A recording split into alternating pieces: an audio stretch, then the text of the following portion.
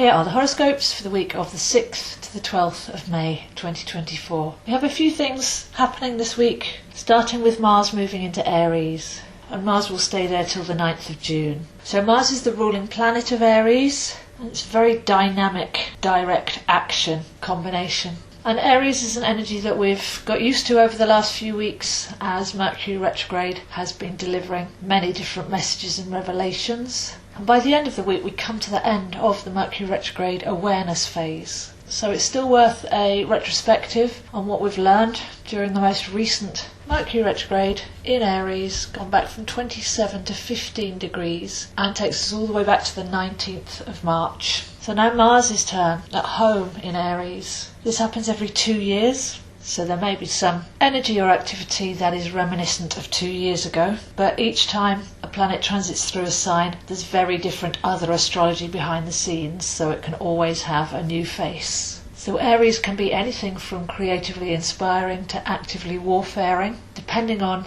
who we are and who we're around, what kind of situations are going on in our lives. The desire for direct action, the impatience for wanting things now, and the frustration at feeling in any way blocked are all signature tunes of this transit. Aries is the head, so there could be some hot-headedness, some rash arguments, conflict, battle of wills, those kind of things. But as always, there's a higher level, and Mars is a circle with an upward pointing arrow, showing us to take our soul force energy and direct it upwards. So Mars is the spiritual warrior, and in a fresh cycle of Aries, this could bring in new energy, new dynamism, new passion, new excitement. So depending on which house this is for you, you'll be able to tune in and see where your energy will be most expressive and uplifted.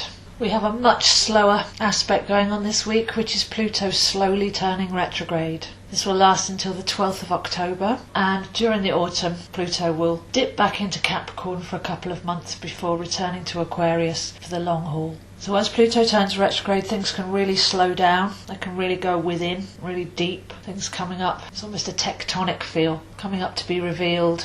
And whenever we have a retrograde, we look inside for the archetype of that planet within us. So where Pluto is in your chart is important, both natally and at the 2nd degree of Aquarius. So Pluto is complete transformation, transmuting power from base to crown, raising alchemically and taking responsibility for our own healing, our deep-held desires, our motivations, where we're coming from, what we're holding inside. And every year Pluto goes retrograde over a 6-month period, but this time we're in the sign of Aquarius. So deep insight, deep cleansing, deep healing, vibrational changes going on at the most fundamental level, really tuning us in to the new paradigm, personally, as well as our contribution to the group. So with this activity with Mars and Pluto, they're an octave apart. They're the more earthly masculine, more personal masculine, and the more spiritual, cosmic masculine. But with these both happening at the same time, we'll be looking at power plays, we'll be looking at the masculine energy, we'll be looking at things coming up from behind the scenes, from under the surface, the use or abuse of power, the lower or the higher will. And being in Aries and Aquarius, we have the option here to take that on board for ourselves and be our own director.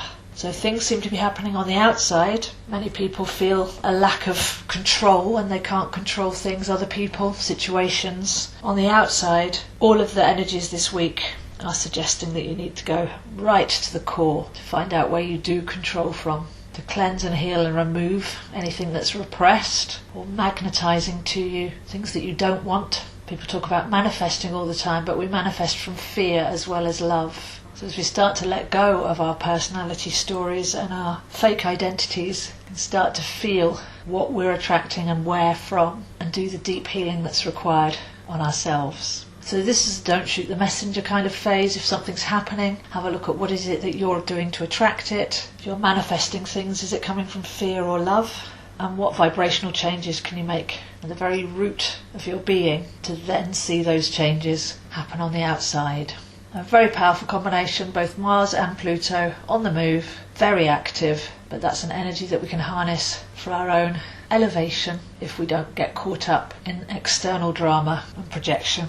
On the 8th we have new moon in Taurus, 4:21 in the morning, and they're both approaching Uranus and Jupiter. So the Sun will cross over Uranus and Jupiter next week. We'll have a look at that. But a whole host of positive planets in Taurus, helping us stay present, stay in the heart, stay in appreciation and value, not get caught up in the future, in the story, in the head. Taurus really centres in the heart, really solid, grounded, centred and embracing. Spring earth sign. We can really plant our feet on the solid ground, plant seeds in the fertile earth and have the patience to nurture them and watch them grow. So that would be the best place to be manifesting from, something organic, natural, honest, authentic, rather than getting caught up in the head with the Aries, Mars, pushing forward, dynamic. So quite an intense week, with Mars and Pluto especially, very feisty, very masculine, very direct, bringing lots up, and the new moon in Taurus,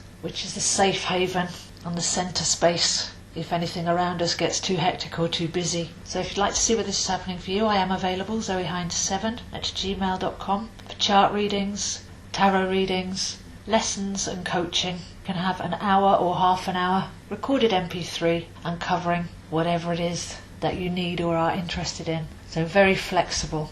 I post these videos on YouTube, Zoe Astro, Instagram zoehines7 and Facebook Astro Zoe.